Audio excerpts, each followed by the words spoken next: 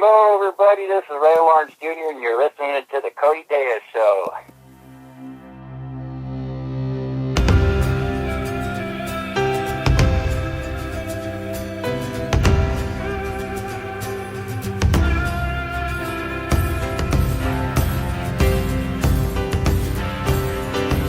Alright, Yat She'e KODY DAYISH and Shia. My name is Kody Dixon Dayish, and it's about 1:30 p.m. here in the Navajo Nation. As promised, I'll be talking with a very special guest in a few seconds. Alright, you guys, this guy is born in Chicago, Illinois, raised in Southern Cali. I give you a true country musician who's been through it all. From heartache through being homeless, from driving trucks by day, singing country songs by night. I give you a man who's lived out his own songs. Ladies and gentlemen, my fellow Navajos, Ray Lawrence Jr. How's it going, man? Hey, oh, doing great, man.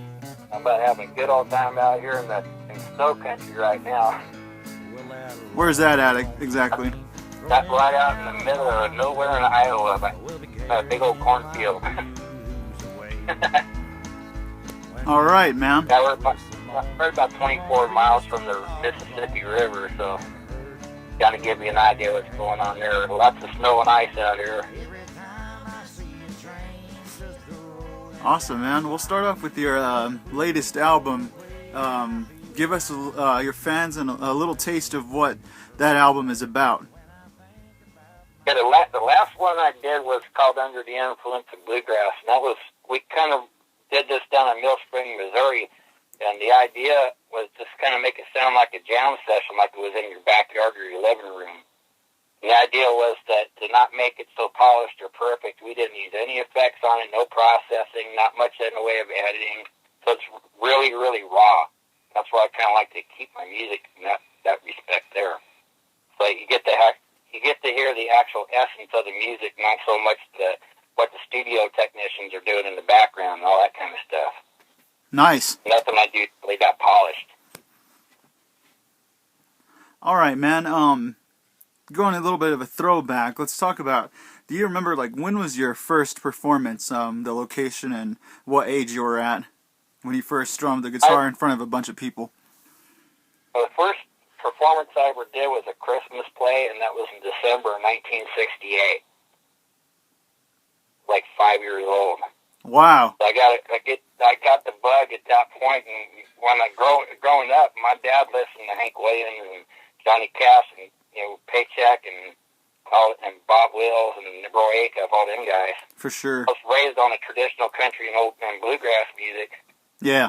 And watching these people on TV, and all of a sudden getting to go on stage for the first time, that was a big rush, because I was a little bitty guy, and that auditorium looked huge when you're on that stage. Yeah, definitely. But that's where I caught the bug, and it kind of went from there. Nice, man. All right, yeah, in today's ever-changing style of country music, there is always, I notice there's fewer and fewer artists out there who aren't selling out, and they're just basically keeping the country music alive. I like to say that Ray Lawrence Jr. is one of those few. Who inspired you to play country music, man? Hank Williams, believe it or not. Johnny Cash as well. When we had the Hee Haw show, and that was like a regular thing on Saturday. Yeah. To go watch that. And of course my dad being from Texas, he likes to listen to he was all into Hank Williams and Bob Wills and Roy Acuff, and those are the big ones, Johnny Cash, and kind of the big ones in this Ernest Tubb. So that was pretty much what the main staple music. Rock and roll wasn't allowed in the house. In fact, the hardest thing allowed in the house was Harlow Wilcox. Oh, really? Harlow Wilcox and the Okies had this album out, and his just playing all instrumental stuff, and that's why I picked up some of my first guitar chops was on that album. Nice. So I started messing with guitars probably about 6 or 7. I didn't really take that serious until I turned 14.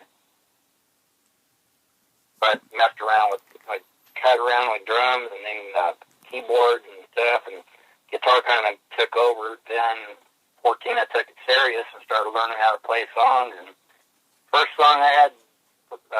3 songs I ever did the third one was Lost Highway by Hank Sr., and I had to do it for an audience of one. Oh, really? 2 weeks. Oh, yeah. So that was putting a lot of pressure on me, so I started learning that part of the playing music is you're going to have a little bit of pressure under you, but don't let it scare you too bad, because once you get through it, you're going to be all right. Nice, man. That's kind of cool. All right. Next question. Oh, go ahead. Go ahead. Yes. Oh, I was just waiting on you. Oh, okay. You've played in Arizona before, I've noticed, and I was just wondering, is there any chance you'll probably be performing a show in the Navajo Nation in the future? I would love to come out there and play for you all, big time. That's seeing where Hank 3's played in that area, and around, over Window Rock too. So, and I kind of wanted to be out there because when I was in school, I had gone to school with people that was from the Indian Placement Program out in California. Uh-huh. And that's where I got kind of like a little taste of the culture there, For sure. And actually get to meet and talk with folks from the reservation and learn kind of how they lived and whatnot. I was kind of interested in all that stuff because I noticed that those kids were a lot different than the ones I grew up with. So, but there was a lot of cool things to learn, But I'll tell you, we became friends. We just kind of hang out together. And I was one of the few that actually hang out with everybody too. So. Oh, wow. Yeah, that was kind of a cool thing because I was kind of like the outcast kid, so I understood, cultural difference and culture shock, I guess, was what was part of it. And I can identify with being the outcast and kind of like the black sheep of the family, so to speak, Definitely. Okay. Yeah, so I like to hang out with folks that was always kind of like the underdog, and that's pretty much what was going on at those times. Yeah. I got to learn a few things, and it was kind of cool. I'll bet, man. All right, next question, dude. The best moment in your country music career, what would you put that as? Like, as a timeline, what would you pin as, a pretty good moment you can look back and say, like, yep, this was Ray Lawrence Jr.'s moment? The best one was when I recorded with Hank Williams III, and I did I played at Johnny and Johnny Mosby's band on nightclub in Ventura, California for 6.5 years. Playing there was a big goal for me. But what the most excitement came out of it was when I got through recording with Hank 3 and it ended up on the CD, and I'm hearing my voice on his album, not thinking that's going to happen, and I was in shock. But it was real exciting because I'm getting a lot of recognition for all the music that I played over the years. And then getting to record with somebody that's brought the underground country and did a lot with it, and brought a lot of music to a lot of people. So there's a lot of things going on all at the same time. So that was probably the biggest thing that I had happen. Wow, man, that's awesome. We'll get back on that. Next question. When we're talking yesterday, you sounded pretty familiar with our Navajo culture, and it's a pretty big deal because, what's that? Yeah, a little bit here and there. Yeah. Being raised up in the Southwest and living in Arizona for a while, so you kind of get exposed to that. Definitely. And the powwows and all that stuff. But I have my fair share of fried bread. Pretty good. Awesome. You heard it from Ray Lawrence Jr. yourself, guys. It's pretty interesting. That's right. If anybody's listening knows Hill and Company, because I know they travel around a lot of powwows and stuff, they make some of the best out there. So. Nice, man. Mm-hmm. So when next question, back to the album Ghost to a Ghost. Your reaction, man. What was your reaction when you first heard your song on Hank 3's double album? And where were you at the time? I'm pretty sure a lot of people want to know about that. That was over my friend Bobby Perez's house over there. He's the band leader for a band in Arizona called Junction 10. Junction 10? He'd cover a couple of my songs, and he got the CD on the pre-order. So it came in. I was right about, I believe it was the 6th of September that year, and said, "Hey, you got to come over to the house for dinner." I said, "Okay, fine." So we did that. Had a big old steak dinner, And got all settled in, grabbed a cup of coffee, and sitting down. So he hands me the CD cover, and I see my name on it. I said, "Oh no, this did not happen." Wow. And he hits play, and I heard my voice on the Hank 3 album. I'm like, my jaw drops to the ground. I'm like in shock.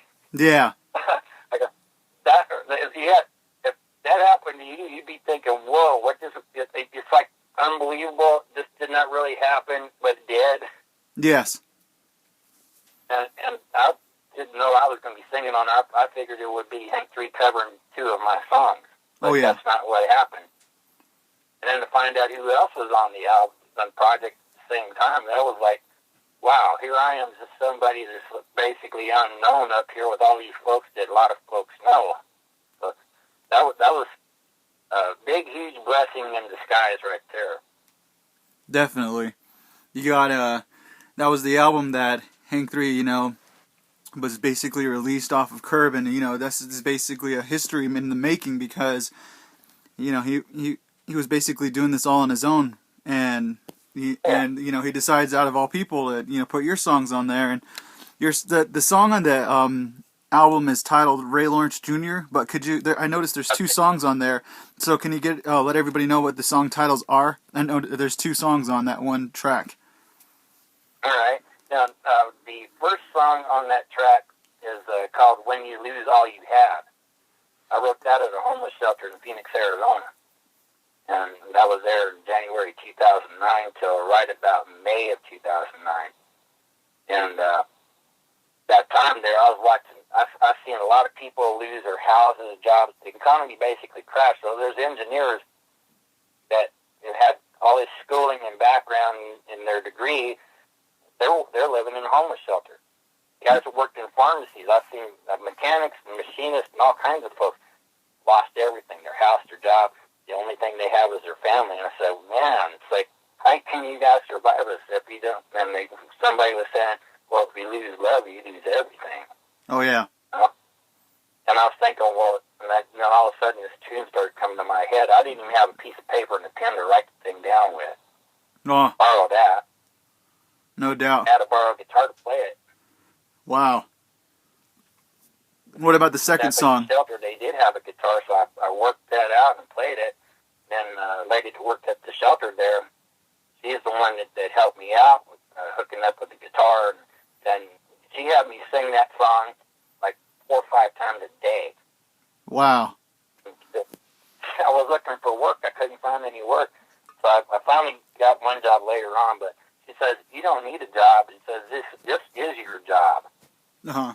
I didn't really take it that serious, and all of a sudden later on was when the Hank 3 album came out like 2 years later. Uh-huh. Like, wow, I think maybe this is what my job is supposed to be here, is to take this dream I've been wanting to do and do some things with it, because I had people tell me how the music was helping them out, and I said, well, maybe that's my calling here on earth, is to heal people with music in some way, you know? Definitely. And the second song, and a gift at the same time. Yeah, the second song also called I think it's also known as the Train Song. What is the title of that one? Yeah, we kind of affectionately call that one Train Song. It's called Back in the Day. Now, the story behind that one, I originally wrote that one as a bluegrass waltz song. I brought it to Hank 3 about 2 years before this homeless shelter incident. Oh, really? And he was, yeah, and because I go to the shows a lot and sit there talk with him a little bit, and we'd share music and stuff. And it was just kind of a thing that we were doing there. You know, I respected his opinion and his writing skills and all that stuff, and I was wanting to learn some of the stuff that he knew, you know? Yeah. You know, with his granddad and his dad being my heroes and stuff. And then, you know, I respected his opinion on it. So I said, be honest with me. What's it need? Or is it good? Does it need something? What's got to happen? He says, it's missing something. I said, I like the song, but it's missing something. So I went ahead, and that's what the version that you heard on the album is what I come up with. Man. He liked it. So I told him, I go, hey, man, I got this redone version of that song you listened to a couple of years ago. So I go, well, let's hear it. And I played the one I wrote at the shelter. And then we went ahead and recorded, so it ended up that When You Lose All You Had was the first one on that track. Then we did the Train Song second. That is so cool, man. And I was totally not expecting that. Yeah. He broke out the KODY D16. This is the Magic Recorder. Records, I think, every Hank 3 album that's been out except for the first one. I'm not sure. But pretty much all his recordings were done on that particular machine. When I saw him break that out, and I go, uh-oh, this is getting serious. Not thinking that it would be used on the album later on. Man. But, yeah, but I owe a lot of thanks to him for kind of helping me to hone my skills as a songwriter. He kind of, sometimes it just neat. You got all the other stuff, but you just need that little spark or that little bit of catalyst to make things happen. Oh, yeah.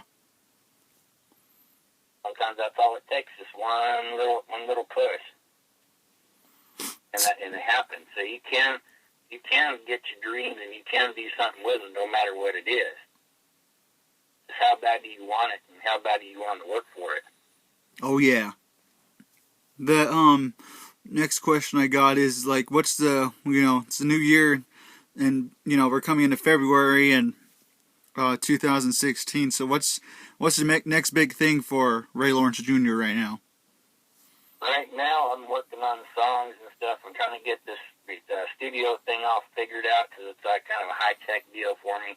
It's new to me. I'm used to the old analog style stuff, the old Cam digital stuff. It's really easy to use, and this thing I'm using now is a little rough on me. I'm figuring it out slowly but surely, but another 10 more songs on an album here, and I get a bunch more to follow up with that. It's just a matter of getting them all recorded. Hell yeah, man! I'm pretty sure you got a bunch of fans waiting for those to come out too. Where can we have people purchase your albums? Okay, if you go to CD Baby, and if you get lost on the link, you can go to my Facebook page. And on the front on the Facebook page, down below the profile picture, you'll see where it says intro. And you'll see that I got the link right there, and you can copy and paste that. All right. That'll take it to the CD Baby artist page. Okay. And I've got the people like the streamers on iTunes and all iHeartRadio. There's a whole bunch of these internet deals you can get on that I do the digital distribution for. A lot of people like to stream. If you get on my artist page on Facebook, you can actually, if you push where it says Twing Maker Ray Lawrence Jr., you can push on that one, and it'll bring you up to the band page. And if you look where it says CD Baby on there, all right, yeah, you can actually listen to the songs on there for free. Okay. And find the ones you want. I usually do like $1 a download. Sometimes folks just want to listen to them. All right, man. There you guys go. Cutting it off pretty soon here. Is any last words you want to say before you head out, man? Keep it fun. Practice as often as you can. Just don't let the guitar collect a lot of dust on it, or bass, or whatever instrument you're playing. Just have fun with it. Play. Sometimes you got to sit outside a place, and I used to grab my guitar and go inside a bar and just play. Hey, do you mind if I play a couple songs? They shut the jukebox off. Let's see what you got. Just let me play 2 songs. Just have some fun with it. And if they like it, just keep going for it. And pretty soon you get to know some people. And once you get to know some people that run the clubs and stuff like that, or the venues you want to play in, then you kind of work your way into it that way. That's kind of how I did it. But always make it fun. That's the number one thing. It's going to be hard work on a lot of the stuff that you do, but just keep it fun. But work at it all the time. Don't stop at one point in your life. Explore a little bit. Find a different tune or a different guitar player you like to listen to, and try to learn everything you can. That's what he used to tell me, and a lot of folks did. Learn everything you can that everybody else knows, but don't play it that way. And just have fun with what you're doing. That's what I'm trying to pass on there. Just always keep it fun, because that's what music should be, is fun. All right, man. That's it right there. Hell yeah. You're listening to the KODY Dayish Show, and once again, if you want to hear more of Ray Lawrence Jr., give his Facebook page a like. He'll probably be able to message you if you have any questions or anything. Until next time, stay safe, New Mexico, and for the rest of you out there, have a great day. And once again, thanks for tuning in. Going in.